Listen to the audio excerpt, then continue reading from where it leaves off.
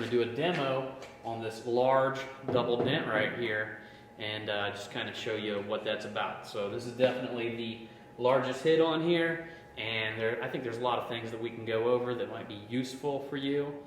Or this will give you the platform to work your way from an intermediate hail damage repair into a advanced hail damage repair. All right, everybody, so here is the largest dent on this vehicle. As you can see, it's not just one dent.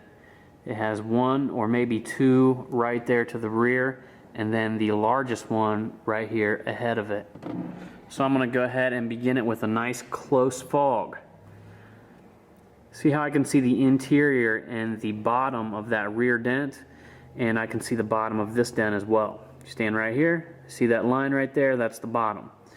So that's where I'm going to gain my pushes. I'm going to bring it up a little bit. I'm going to concentrate them pushes in the bottom of the dent, and as soon as I get it up about 30 to 40%, I'm going to go ahead and pull this light off and finish it with this one that's further back. You want to be careful. You don't want to get too comfortable. Continue pushing in this because it's not going to show you the entire panel. It's going to shine down into the center. It's going to allow you to bring up the center. But as far as giving you an overall view of the entire area, it's a little too close for that. So I'm actually going in here with the smaller pink handle whale tail. I'm going to start off back here behind it until I get the damage back here about 70% removed. It's basically it's taking the the two smaller lows over here and taking it off the shoulder of the larger dent.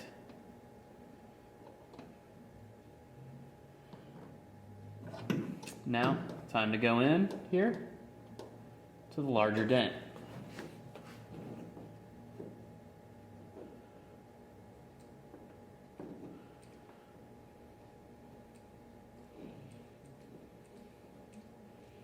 Again, just looking to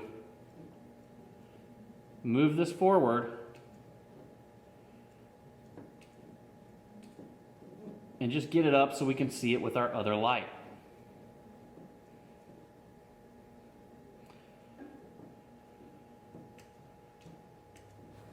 Okay, now that should have shallowed it up enough to where we can actually see it real well with this other light.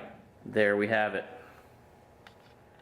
All right, so there we are now. I'm actually using this overhead light that's a little bit further back. If you notice, you can tell it actually seems like the dent has now become deeper. Well, that's because in the close fog we could see the bottom rather well. In the light that's further back, the fog reflection that's further back, it's going to kind of give us a view of the entire area. So that helps out a lot when repairing these kind of dents. Now this time, I'm going to go in with a prying tool. This is basically like a pistol grip looking, just a prying flat tool here. And I think it's going to work a little bit better on this edge because I was even using the whale tail, I was beginning to pry with it, and it's not that good of a tool to pry with. So let me jump in here and see how well this works out.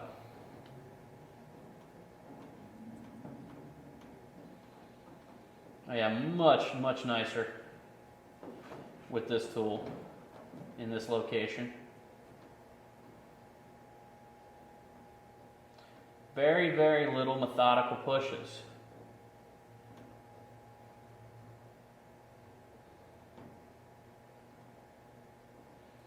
Again, I'm going to make this look easy for you, but that's the way it's supposed to look when a professional is performing a repair.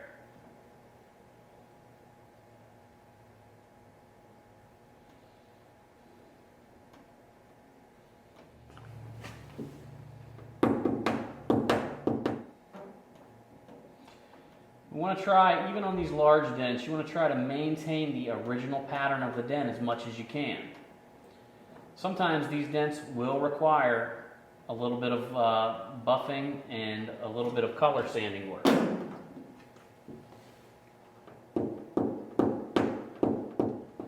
On the first two little dents, that I told you we were just taking out to a 70% level.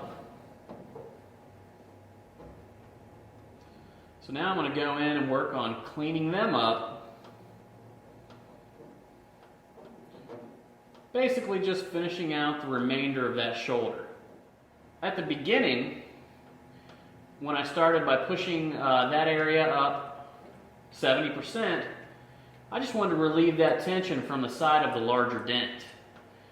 Then I had to relieve the tension from the side of this other area that was on the shoulder by removing the larger dent. So now we're at a point where I can go back and forth between the two, making sure that the damage comes up symmetrical. And you hear me talk about that a lot. We want to bring up this damage with balance. When you achieve balance in just about anything, that's the key to success. And I honestly think that a dent removal is no different.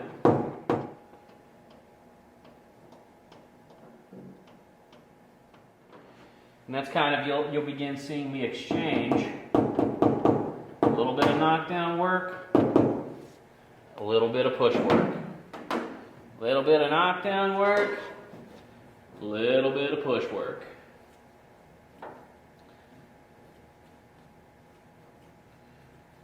And that's just defining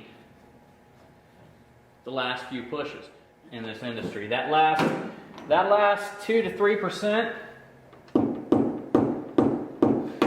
basically defines how good you are.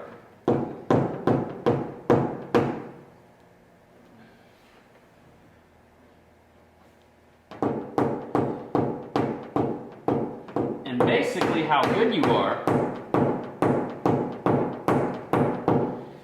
defines how many people want to work with you.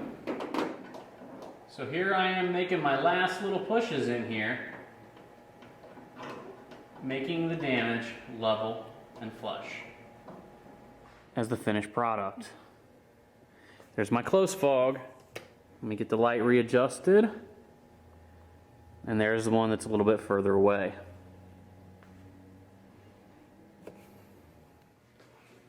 Alright, so now we're to the point where I've actually went all the way through this roof, coming at, if you remember correctly, we had that V positioning with our two lights over here. Now I'm going to come in with a strong cross-checking light.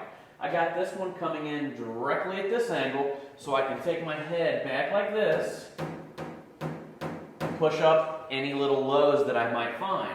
I also want to come back into this direction. After I push up, I want to come back and cross-check it with this light that I have coming directly at me. So I got my reflection pattern coming straight across, and I got a hard line reflection pattern coming at this other angle. So that's what I mean by cross-checking. I've got this right here to get this edge. Sometimes it's a little difficult having your lights across the car to get this edge. Makes it nice. You don't have to continuously move your lights around and bring them back. Having a little mini light here to work with. So that's a little tip for you. I'm going to get in here and I'm going to start cross-checking. And I'm going to push this thing out to perfection. And I do want to stress that it is paramount to check your dents at every conceivable angle. That's just, it's part of it. You can actually, you can do what I call running cornrows through the dent. And it would actually look perfect directly from this angle, but you come in from a side angle and you can almost see a couple little humps or mountains that you got to tweak out from another angle. So that's why cross-checking is paramount. If you want to work in a body shop, if you want to work around people that have a detailed eye, it's important to learn it this way, in my opinion. So now I've moved along to the other side of the roof. I'm going to spare you the details. What we did over there on that side, we're going to repeat an identical process over here on this side. We'll keep on moving along.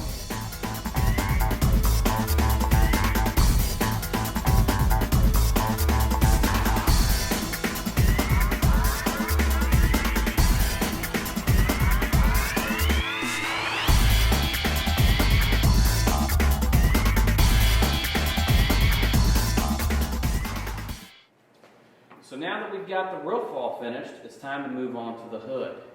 Now occasionally I get asked, in what coordinates do I want to repair a hail damaged vehicle? Do I normally start with the roof? Do I normally start with the hood? Do I normally start with the side panels? For me, that depends. I always start with the most severe damage. So if the roof is worse than the hood, I'll start with the roof, and so on. So one of the reasons why I personally do that is if you come across a problem, you're going to have a little bit of leeway and a little bit of time to get things in order to have it fixed. Occasionally, we will do a hail damage vehicle that is so severe, there's a possible chance that a dent may go the wrong way, it may oil can. And at that point, because I worked the hardest damage first, I can arrange to have the paint shop across the street do a push to paint or something to that nature to fix that problem. So it's exactly what I do, and not to mention, I enjoy getting the hardest things done first. I think that if you get in the habit of doing things that way, finishing is just much easier. It's all downhill. Once you get the hardest part done, it's all downhill from there.